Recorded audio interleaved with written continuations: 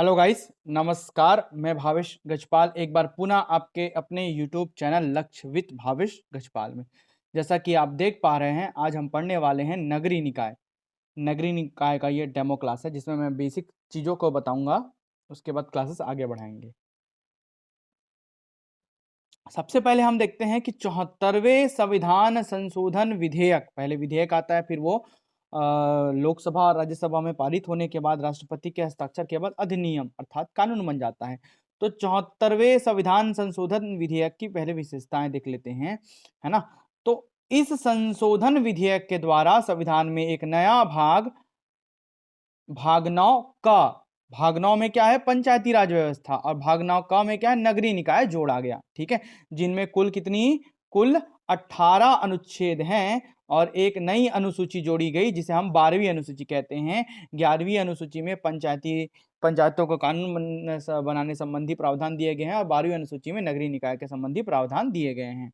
इसे जोड़कर नगरीय क्षेत्र की स्थानीय स्वशासन संस्थाओं को संवैधानिक स्तर प्रदान किया गया। ठीक है, जैसे कि पंचायती राज लोकतांत्रिक विकेंद्रीकरण की परिकल्पना है, वैसे ही नगरीय निकाय भी लोकतांत्रिक विकेंद्रीकरण की परिकल्पना है। इसकी प्रमुख विशेषताएं क्या क्या है भाई, कि भारत की संसद द्वारा 1992 में पारित और 1 जून 1993 में प्रवर्तित 74वें संविधान संशोधन अधिनियम द्वारा, अधिनियम मतलब कानून, लॉ एक्ट के द्वारा संविधान के भाग 9 का द म्युनिसिपैलिटीज शीर्षक के नाम से जोड़ा गया इसे। ठीक है, इस भाग के माध्यम से नगरीय निकायों को संवैधानिक मान्यता और संवैधानिक दर्जा प्रदान किया जाता है। किसके माध्यम से? भाग 9 के माध्यम से। अनुच्छेदों के भाग के अंदर अनुच्छेद है, जैसे पार्ट के अंदर इकाई कुछ कुछ टॉपिक्स रहते हैं, वैसे ही यह अनुच्छेद 243 पी इंग्लिश में बोला जाए तो, और हिंदी में ता बोलेंगे, से लेकर 243 जेड ई तक है। ठीक है, इसका अनुच्छेद 243 में है। 243 ए से लेकर ओ तक आपका पंचायती राज है और पी से लेकर जेड ई तक आपका नगरीय निकाय के प्रावधान दिए गए हैं। यह संविधान संशोधन अधिनियम 1992 के तहत संपूर्ण भारत में 1 जून 1993 से लागू हुआ। इस डेट को याद रखना है। संपूर्ण भारत में नगरीय निकाय व्यवस्था कब से लागू हुई? 1 जून सन 1993 से लागू हुई। आगे मैंने असिस्टेंट प्रोफेसर वगैरह और अन्य सीजीपीएससी के पेपरों में आए हुए क्वेश्चंस को भी शामिल कर रखे हैं। चलिए आगे बढ़ते हैं। नगरीय निकाय गठन का अधिकार संबंधित राज्य के राज्यपाल के द्वारा होता है, मतलब संबंधित राज्य के राज्यपाल को ही होता है, क्योंकि यह राज्य सूची का विषय है। ठीक है, विधियों का अनुकूलन आदेश सन 2001 के अंतर्गत दिनांक 4/12/2001 के अनुसार मध्य प्रदेश पुनर्गठन अधिनियम द्वारा, किसके द्वारा जोड़ा गया? मध्य प्रदेश पुनर्गठन, मध्य प्रदेश का पुनर्गठन हुआ छत्तीसगढ़ के रूप में, तो मध्य प्रदेश पुनर्गठन अधिनियम 2000 द्वारा प्रदत्त आयोग में अनुकूलन आदेश के तहत यह प्रवृत्त किया गया। ठीक है, मतलब यह अपना लिया गया था उस समय। ठीक है, चलिए अब आगे बढ़ते हैं। देखिए, छत्तीसगढ़ राज्य में नगरीय निकाय के योजनाबद्ध विकास हेतु कौन से नियम है, यह पूछा गया क्वेश्चन था सीजीपीएससी के पेपर में। तो आप लगाएंगे छत्तीसगढ़ नगर विकास विधि नियम 2003 है इसके लिए आंसर। ठीक है, इसके बाद कुछ कुछ अधिनियम को देख लेते हैं। पहला अधिनियम जैसे कि आपको दिखा रहा है, छत्तीसगढ़ नगर पालिका अधिनियम 1961। इसके अंतर्गत नगर पंचायत और नगर पालिका परिषद के बारे में बताया गया, नगर पालिका परिषद। ठीक है, और साथ ही नगर पंचायत के बारे में प्रावधानों को हम देखेंगे। और दूसरा है छत्तीसगढ़ नगर पालिका निगम अधिनियम। इसमें नगर पालिका निगम के बारे में प्रावधान है। ठीक है, नगर पालिका निगम, ये 1956 है। ठीक है, 1961 वाला जो अधिनियम है जिसे 2016 में संशोधित किया गया, और छत्तीसगढ़ नगर पालिका अधिनियम 2016 राज्य विधानसभा द्वारा अधिनियमित और आत्मर्पित किया अर्थात अपनाया गया, जिसमें कि लगभग 360 धाराएं और 15 अध्याय शामिल हैं। जबकि छत्तीसगढ़ नगर पालिका निगम अधिनियम 1956 में 446 धाराएं और 41 अध्याय शामिल हैं। अब देखिए दोनों के लिए क्या प्रावधान है, ये देखिए दोनों 1 नवंबर सन 2000 से यह प्रवृत्त हुआ, मतलब हम क्या कर लिए थे, इसको मामूली तौर पर अपना लिए थे, कानून नहीं बना था उस समय। हम लोग 1 नवंबर सन 2000 जैसे ही हमारा छत्तीसगढ़ अलग हुआ मध्य प्रदेश से, तो हम इसे क्या कर लिए थे, प्रवृत्त कर लिए थे, अपना लिए थे। ठीक है, टेम्पररी बोल सकते हैं। फिर प्रावधान अवतरित कब किया गया? मध्य प्रदेश पुनर्गठन अधिनियम सन 2000 द्वारा, क्रमांक सन 2000, क्रमांक 28 सन 2000 के द्वारा विधियों का अनुकूलन आदेश बनाया गया। अब विधि बनाने के लिए जो अनुकूलन आदेश जो बनाया गया वो था 30 जून सन 2001 को। विधियों का अनुकूलन आदेश राजपत्र में मतलब गजट में प्रकाशित कब हुआ? 24 अगस्त सन 2001 को, दोनों के लिए, चाहे वो नगर पालिका अधिनियम हो, चाहे वो नगर पालिका निगम अधिनियम हो। और विधियों का अनुकूलन आदेश छत्तीसगढ़ में लागू कब हुआ बोलेगा तो 1 नवंबर सन 2001 से यह लागू हो गया। ठीक है, चलिए अब नगरीय निकाय संबंधी कुछ महत्वपूर्ण अनुच्छेदों को हम देख लेते हैं। अनुच्छेदों में क्या, आगे देखिएगा, आगे वीडियो में तक बने रहे, आगे में बहुत सारी आपको नई चीजें जानने के लिए मिलेंगी। तो नगरीय निकाय संबंधी महत्वपूर्ण अनुच्छेद आर्टिकल्स क्या क्या हैं? तो अनुच्छेद 243 जिसे हम हिंदी में ता कहते हैं, नगरीय निकाय का प्रावधान है, परिभाषा दिया भी गया है इसमें। 243 जिसे था कहेंगे, है ना, क्यू या था, इंग्लिश में क्यू, हिंदी में था, नगरीय निकायों के गठन का प्रावधान है। 243 या द नगरीय निकायों की संरचना है, कंस्ट्रक्शन के बारे में दिया गया है। 243 या घ नगरीय निकायों की समितियां दी गई हैं। 243 या न नगरीय निकायों में आरक्षण का प्रावधान है। 243 या प नगरीय निकायों की अवधि का प्रावधान दिया गया है। 243 या फ नगरीय निकायों की अयोग्यताएं, ठीक है, अनर्हताएं, कैसे अनर्ह हो सकते हैं इनके बारे में बताया गया है। 243 या ब शक्तियों के बारे में दिया गया है। 243 या भ कर लगाने की शक्तियां और उनकी निधियां दी गई हैं, उनके कोष निधियां मतलब जहां पर पैसा आकर जमा होगा। 243 या म राज्य वित्त आयोग का प्रावधान है नगरीय निकाय संबंधी। और 243 या नगर पालिकाओं का लेखा परीक्षण या जांच ऑडिटिंग का प्रावधान है। 243 राज्य निर्वाचन आयोग का प्रावधान। 243 डीपीसी अर्थात जिला नियोजन समिति का प्रावधान है।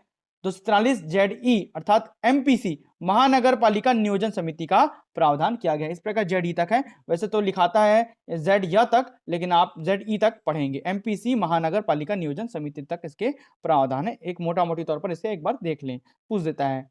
ठीक है, अब देखते हैं मेन कोर्स पे। तो नगरीय स्थानीय सरकार अर्थात अर्बन लोकल गवर्नमेंट, ठीक है, इसके अंतर्गत क्या क्या प्रावधान दिए गए हैं?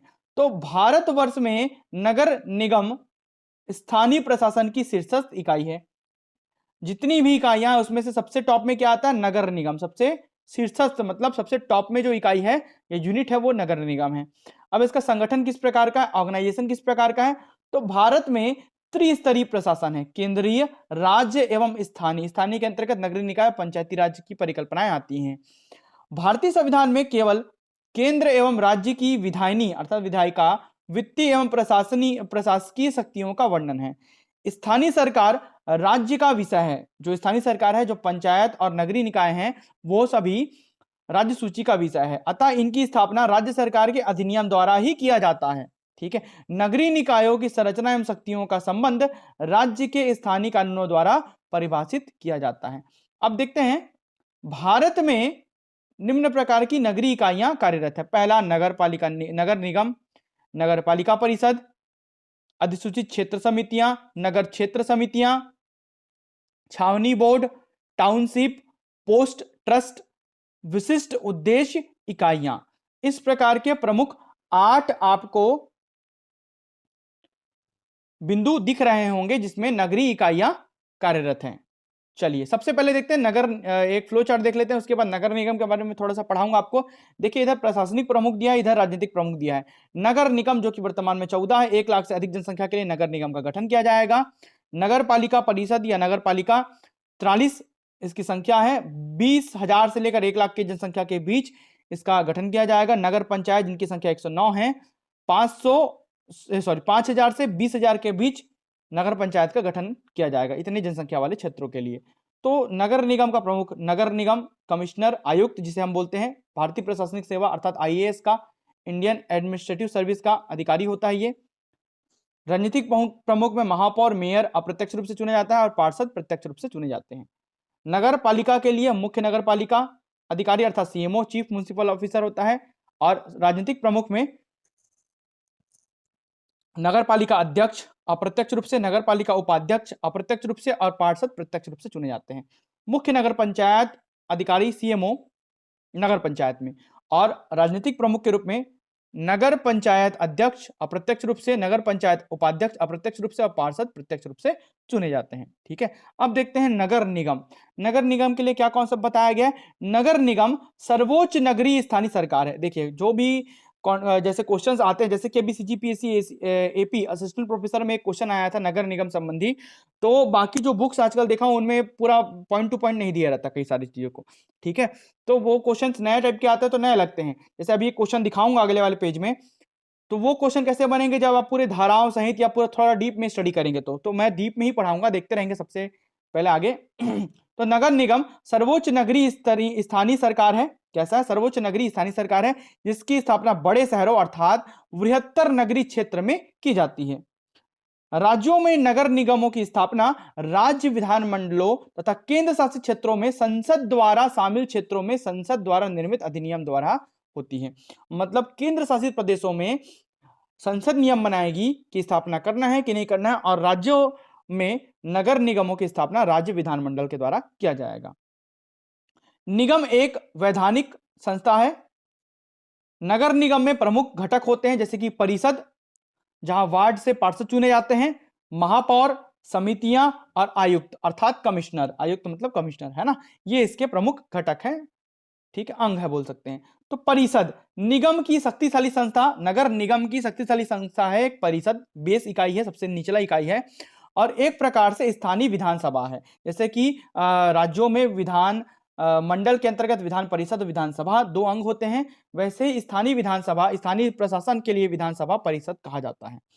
इसके लिए चुने सदस्य पार्षद कहलाते हैं। परिषद के सदस्य को पार्षद कहते हैं, जो कि वार्डों से चुने जाते हैं, है ना, जो प्रत्यक्ष रूप से जनता द्वारा 5 साल के लिए चुने जाते हैं। इसमें कुछ मनोनीत एल्डरमैन भी सदस्य के रूप में, मतलब पुराने व्यक्ति भी, एल्डरमैन भी सदस्य के रूप में शामिल होते हैं। ठीक है, अब देखते हैं महापौर, मेयर। नगर की जनता द्वारा 5 वर्ष के लिए चुना जाता है। यह नगर का प्रथम नागरिक कहलाता है। महापौर जो निगम की परिषदों की अध्यक्षता करता है, जो परिषद है नगर निगम में जितने भी परिषद है उसकी अध्यक्षता कौन करेगा? महापौर। महापौर के साथ उप महापौर का भी चुनाव किया जाता है। ठीक है, निगम की प्रशासनिक शक्ति परिषद में निहित है। यह क्वेश्चन आया हुआ था कि नगर निगम की प्रशासनिक शक्ति किसमें निहित है, मतलब किसमें समाहित है, कौन एक्चुअल रूप में कार्य करता है। तो आप क्या लगाएंगे उत्तर में? परिषद लगाएंगे। ठीक है, चलिए आगे बढ़ते हैं। समितियों तथा मुख्य कार्यपालन अधिकारी सीएमओ है ना, जो कि मुख्य कार्यपालन अधिकारी होता है, द्वारा परिषद की बैठकें महीने में प्रायः 1 या 2 बार से अधिक नहीं हो पाती।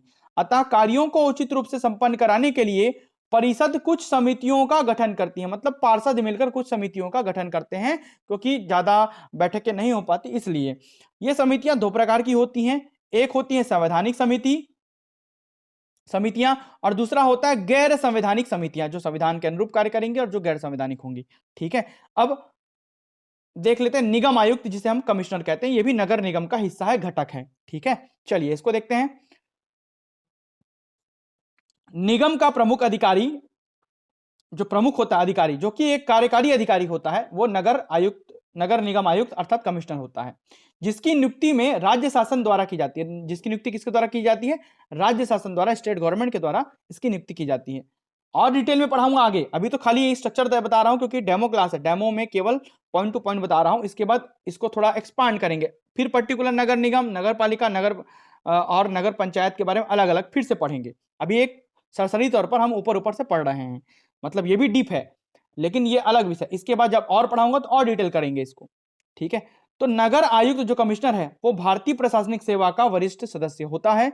इसका वेतन निगम कोष से दिया जाता है, नगर निगम के कोष से, खजाने से ही इसका वेतन दिया जाता है। निगम के अंतर्गत समस्त प्रशासनिक कार्य आयुक्त के नियंत्रण में होते हैं। ठीक है, जितने भी प्रशासनिक कार्य होंगे वो आयुक्त कमिश्नर के अंतर्गत होंगे, तथा वह आवश्यक मार्गदर्शन और कंट्रोल अर्थात नियंत्रण करता है। इसके कार्य अनेक प्रकार के होते हैं। यह अधिनियम में उल्लिखित समस्त कर्तव्यों का पालन करता है। आयुक्त परिषद की बैठकों में भाग लेता है ना, आयुक्त मतलब कमिश्नर। वह सभी नगर विवरणों का अभिरक्षक है। वह बजट तैयार कर निगम के समक्ष रखता है तथा प्रशासनिक तंत्र का प्रमुख होने के नाते सभी सरकारी कार्यों को विभिन्न विभागों के बीच बांटता है। विभागों का बंटवारा, सरकारी कार्यों के लिए विभागों के बीच बंटवारा भी यही करेगा, आयुक्त करेगा, कमिश्नर करेगा। ठीक है, चलिए अब देखते हैं नगर निगम दो प्रकार के कार्यों को संपन्न करता है, एक होता है ऐच्छिक, दूसरा होता है अनिवार्य कार्य। अनिवार्य कार्य क्या है? वे कार्य आते हैं जो नगर निगम को अवश्य करने पड़ते हैं, जैसे कि विद्युत प्रबंध, जल की व्यवस्था, यातायात सेवाओं का प्रबंध, गंदगी तथा कूड़े कचरे की सफाई, गलियों मूत्रालयों आदि की सफाई। ऐच्छिक कार्य क्या होते हैं? वे जो आवश्यक नहीं है किंतु वित्तीय स्रोतों के आधार पर इन्हें किया जाता है। मतलब खजाना जब तक नहीं भरेगा नगर निगम का तब तक कार्य कैसे होंगे, तो इसलिए वित्तीय स्रोतों के आधार पर इसे किया जाएगा ऐच्छिक कार्य को। अपने कार्यों को संपन्न करने के लिए नगर निगम को कर लगाने का अधिकार भी प्राप्त है। निगम की आय के प्रमुख स्रोत होते हैं कर लगाना, गैर कर स्रोत, लाभकारी उद्यम और अनुदान, सब्सिडी जो होते हैं, ये सभी क्या होते हैं? नगर निगम के प्रमुख आय के स्रोत होते हैं। अब देखते हैं नगर पालिका परिषदों के बारे में। धारा के आधार पर दिया गया है, यहां पर परिभाषित किया हूं और इसी को आपके असिस्टेंट प्रोफेसर 2019 अभी जो वर्तमान में पेपर हुआ था उसमें पूछा गया था। ठीक है, ये आपके नॉर्मल बुक में जो आप मार्केट से परचेस करेंगे उसमें नहीं मिलेगा ये। चलिए, नगर पालिका परिषद इसी के आधार पर पढ़ाऊंगा, धाराओं के आधार पर ही आगे के जो क्लासेस होंगी वो होंगी। अभी ज्यादा लंबा वीडियो नहीं बनाऊंगा, सिंपल सा मैं कॉन्सेप्ट बताकर इसे खत्म करूंगा। तो नगर पालिका परिषदों तथा नगर पंचायतों के गठन का प्रावधान धारा 5 में है। ठीक है, 1961 के अधिनियम के धारा 5 में नगर पालिका परिषदों तथा नगर पंचायतों के गठन का प्रावधान करती है धारा 5। किसी लघुत्तर नगरीय क्षेत्र के लिए नगर पालिका परिषद का गठन किया जाएगा। याद रखेंगे, लघुत्तर नगरीय क्षेत्र के लिए नगर पालिका परिषद का गठन किया जाएगा। और दूसरा, संक्रमण क्षेत्र के लिए नगर पंचायत का गठन किया जाएगा। संक्रमणकालीन या संक्रमणगत क्षेत्र के लिए नगर पंचायत का गठन किया जाएगा। यह है परिभाषाएं। तो परंतु ऐसे नगरीय क्षेत्र के नगर पालिका या नगर पंचायत का गठन नहीं हो सकता जिसे राज्यपाल लोक अधिसूचना द्वारा, मतलब लोगों को अधिसूचित किया है राजपत्र के थ्रू, लोक अधिसूचना द्वारा औद्योगिक नगरी घोषित करे। औद्योगिक नगरी अगर घोषित कर देता है तो वो नगर पालिका परिषद और नगर पंचायत गठन नहीं हो सकता राज्यपाल के द्वारा, है ना। तो अब देखते हैं, जब किसी क्षेत्र को संक्रमणशील क्षेत्र होना अधिसूचित किया जाता है तब उस क्षेत्र पर अधिकारिता रखने वाली ग्राम पंचायत तब तक कार्य करती रहेगी जब तक कि उस क्षेत्र में निर्वाचित नगर पंचायत गठित नहीं हो जाती। कोई भी छोटा गांव है जो कि संक्रमणकालीन क्षेत्र में आ रहा है, मतलब गांव से उठकर थोड़े कस्बे की ओर बढ़ रहा है ना, जो गांव और कस्बे के बीच में है, मतलब जिसका विकास हो रहा है, उसे हम अब ग्राम पंचायत से नगर पंचायत बनाना चाहते हैं भाई।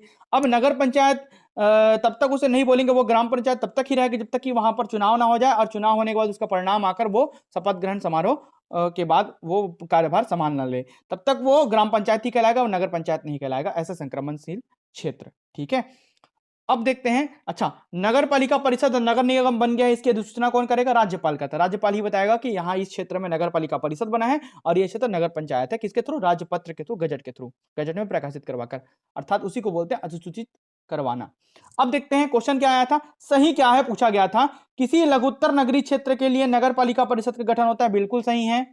किसी ग्रामीण क्षेत्र से नगरीय क्षेत्र में संक्रमणगत क्षेत्र के लिए नगर पालिका परिषद का गठन होता है, नहीं, गलत है भाई। किसी लघुत्तर नगरीय क्षेत्र के लिए नगर पंचायत का गठन किया जाता है, नहीं किया जाता। किसी ग्रामीण क्षेत्र से नगरीय क्षेत्र में संक्रमणगत क्षेत्र के लिए या संक्रमणकालीन क्षेत्र के लिए नगर पंचायत का गठन किया जाता है, बिल्कुल सही। 1 और 4 सही है, इस प्रकार से आंसर होगा सी। कितना आसान है, परिभाषा धारा 5 अब तक जब तक नहीं जानेंगे तब तक ये क्वेश्चन को आप नहीं बना पाते और आपका 2 नंबर यहीं पर चला जाता। ठीक है, चलिए अब आगे बढ़ते हैं। संक्रमणशील क्षेत्र या लघुत्तर नगरीय क्षेत्र क्या होता है? तो ऐसा क्षेत्र होता है जिसे जनसंख्या की सघनता, मतलब कितना घनत्व है, डेंसिटी है वहां पर, स्थानीय प्रशासन के लिए उत्पन्न राजस्व, कितना आय आ रहा है, कृषि से भिन्न कार्यों में नियोक्ता की प्रतिशतता, आर्थिक महत्व आदि बातों के आधार पर राज्यपाल लोक अधिसूचना द्वारा विनिर्दिष्ट करे, कि राज्यपाल ही अधिसूचित करेगा कि यह संक्रमणशील क्षेत्र है कि लघुत्तर नगरीय क्षेत्र है। उसी के आधार पर वहां पर नगर पंचायत, नगर निगम और नगर पालिका परिषद बनाने के लिए अधिसूचना की जाती है। अब अधिसूचित क्षेत्र समितियां, ठीक है भाई, पहला पढ़ लिए नगर निगम, दूसरा पढ़ लिए नगर पालिका परिषद, नगर पंचायत। अब देखते हैं अधिसूचित क्षेत्र समितियां, इसकी परिभाषा। अभी केवल परिभाषा को पढ़ा रहा हूं, डिटेल में अगले वीडियो में पढ़ाऊंगा। ठीक है, इसके पूरे कार्य कैसे, कौन क्या कार्य करता है इसके बारे में। तो अधिसूचित क्षेत्र समितियां यदि राज्य सरकार यह अनुभव करती है कि किसी स्थानीय क्षेत्र में सुधार की आवश्यकता है, ठीक है, सुधार की गुंजाइश है वहां पर, जहां नगर पालिका की स्थापना संभव नहीं है और जहां पर नगर पालिका हम नहीं बना पा रहे हैं, तो अधिसूचना द्वारा क्षेत्र समितियां स्थापित कर सकती है। इस प्रकार अल्प जनसंख्या के शहरी क्षेत्र में, ऐसी शहरी क्षेत्र जहां पर जनसंख्या कम है और जहां पर नगर पालिका बनाने का कोई औचित्य नहीं है, तो वहां पर अधिसूचित क्षेत्र समितियां बना दी जाती हैं। तो शहरी क्षेत्र में जनता की सुविधा के लिए नगर क्षेत्र समितियां स्थापित की जाती हैं। चूंकि इनकी स्थापना अधिसूचना द्वारा की जाती है, इसलिए इन्हें अधिसूचित क्षेत्र कहा जाता है। इसके सदस्य निर्वाचित और मनोनीत दोनों होते हैं, मतलब चुनाव के द्वारा आप वोट डालकर भी चुनेंगे और मनोनीत अर्थात डायरेक्ट नियुक्त भी होंगे। प्रायः राज्य सरकार ही उसके सदस्यों तथा अध्यक्ष को मनोनीत करता है, ठीक है, जो मनोनीत होंगे वो अध्यक्ष और सदस्यों को राज्य सरकार मनोनीत करती है और निर्वाचित भी हो सकते हैं। प्रायः सामान्यतः मनोनीत ही किए जाते हैं, है ना, चुनाव नहीं करवाया जाता। तो बिहार, गुजरात, हरियाणा, पंजाब, मध्य प्रदेश, कर्नाटक, हिमाचल प्रदेश, पश्चिम बंगाल आदि राज्यों में अधिसूचित क्षेत्र समितियां हैं, कार्यरत हैं। अब देखते हैं नगर क्षेत्र समितियां क्या हैं। जैसे अधिसूचित क्षेत्र समितियां हैं ना, वैसे ही नगर क्षेत्र समितियां भी होती हैं। देखिए, यह समितियां एक प्रकार की लघु नगर पालिका है, छोटी नगर पालिका। नगर पालिका बना पाना संभव नहीं है, तो वहां पर छोटी नगर पालिका बना दी है, जिसकी स्थापना छोटे नगरों के लिए की जाती है। इन समितियों का संचालन राज्य विधानसभा द्वारा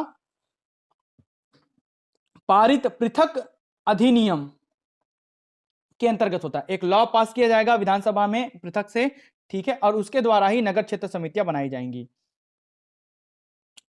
इसके सदस्य भी निर्वाचित और मनोनीत दोनों प्रकार के होते हैं। जिलाधीश को नगर क्षेत्र समिति के संबंध में नियंत्रण की शक्तियां प्राप्त हैं, निर्णय ले सकता है, नियंत्रण कंट्रोल कर सकता है। कौन? जिलाधीश मतलब कलेक्टर। अब सदस्यों की संख्या कम होती है और अपेक्षाकृत सीमित भी होती है इसमें, नगर क्षेत्र समिति में। ऐसी समितियों को असम, जम्मू कश्मीर, केरल, मध्य प्रदेश, उत्तर प्रदेश, पश्चिम बंगाल आदि राज्यों में हैं। ऐसी समितियां जो हैं वो कहां है? इन इन राज्यों में उपस्थित हैं या स्थित हैं, ठीक है। तो नगर क्षेत्र समितियां, अनुसूचित क्षेत्र समितियां और आपका नगर पालिका परिषद, नगर पंचायत, नगर निगम के कुछ महत्वपूर्ण परिभाषा, कुछ महत्वपूर्ण पॉइंट्स को मैंने यहां पर कवर किया है और उसकी उत्पत्ति और विकास को। अभी थोड़ा ऐतिहासिक विकास अगले वीडियो में पढ़ेंगे और डिटेल में हर एक के बारे में अब अलग अलग करके नगर पालिका निगम को, नगर पंचायत को अलग अलग करके पढ़ेंगे। आप यदि पेड क्लास ज्वाइन करना चाहते हैं, ठीक है, पेड क्लास ज्वाइन करना चाहते हैं तो आप 7470999978 पर मुझे व्हाट्सएप कर सकते हैं, जहां पर मैं पूरी पंचायती राज और नगरीय निकाय के पेड क्लास ले रहा हूं। पीडीएफ भी प्रोवाइड कराऊंगा, एमसीक्यू भी प्रोवाइड करूंगा। केवल 299 रुपए फी है और 20 दिनों में कोर्स पूरा कंप्लीट कराकर आपको दिया जाएगा। क्लासेस चालू हो गई हैं, ठीक है। 299 ओनली फी है। वीडियो में अंत तक बने रहने के लिए बहुत बहुत धन्यवाद।